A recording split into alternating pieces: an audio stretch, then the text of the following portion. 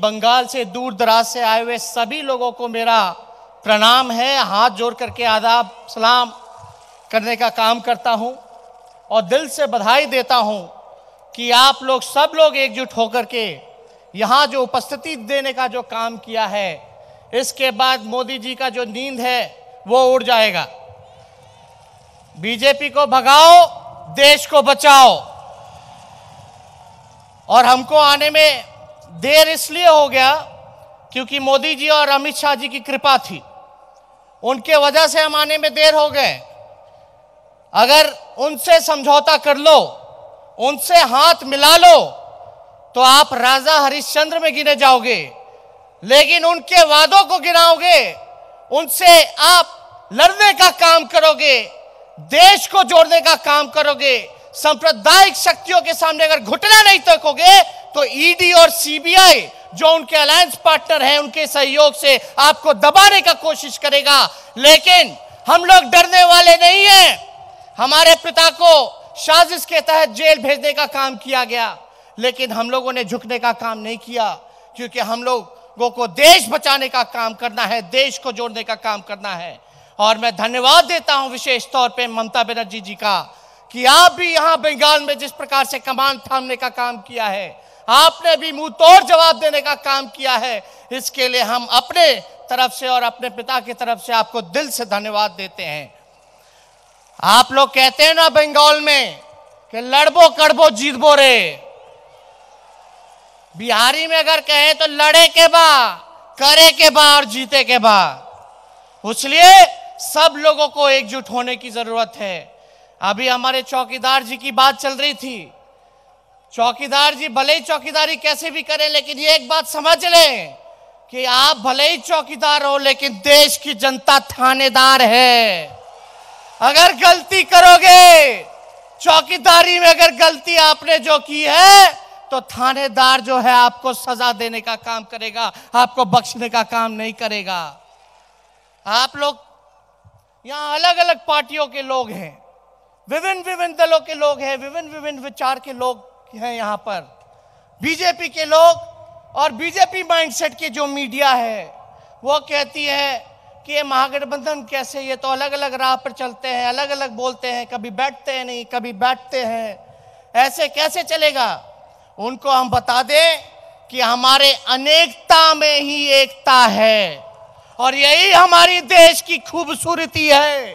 अलग अलग राज्य हैं, अलग अलग भाषा हैं, दिखने में अलग अलग है, बोलने में अलग अलग है, लेकिन फिर भी हम एक हैं, पूरा देश एक है। इसीलिए हम उनको जवाब देना चाहते हैं, हमारी अनेकता में ही एकता है। देश आज टुकड़े टुकड़े इन सांप्रदायिक शक्तियों ने, आरएसएस के लोगों ने करने का काम किया, मोदी जी ने करने का काम किया। आप समझो कि देश फट चुका है और देश को अभी तलवार की जरूरत नहीं, सुई की जरूरत है। और मान लो ये कपड़ा अगर फट जाए तो तलवार काम नहीं आएगा, लेकिन सुई काम आएगा, सुई काम आएगा। आज जितने दल के लोग यहाँ बैठे हैं, आज हम लोग सब लोग सुई का काम कर रहे हैं, अलग अलग रंग का धागा लगाएंगे और इसको देश को जोड़ने का काम करेंगे और एक रह करके तरक्की के रास्ते पे ले जाने का काम करेंगे। मोदी जी इतना झूठ बोलते हैं, इतना झूठ बोलते हैं।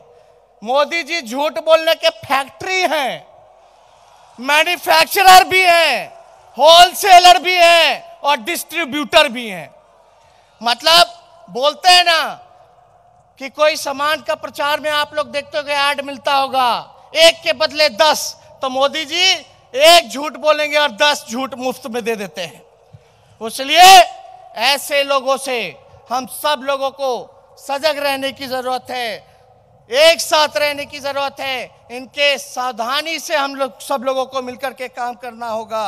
और मोदी जी तो पूरी तरीके से राजनीति दिखावटी है, सजावटी है, बनावटी है और मिलावटी है। इसलिए हम सब लोगों को सजग रहने की जरूरत है। हमको सुनने में आया है कुछ दिन बाद फिर आएंगे, फिर मीठी मीठी बात करेंगे, फिर झूठ बोलेंगे, सब दिखाएंगे, नया नया सपना दिखाएंगे, लेकिन हम लोगों को सावधान रहने की जरूरत है। इसलिए आप सब लोगों को विशेष तौर पे और ज़्यादा हम बोलना नहीं चाहेंगे।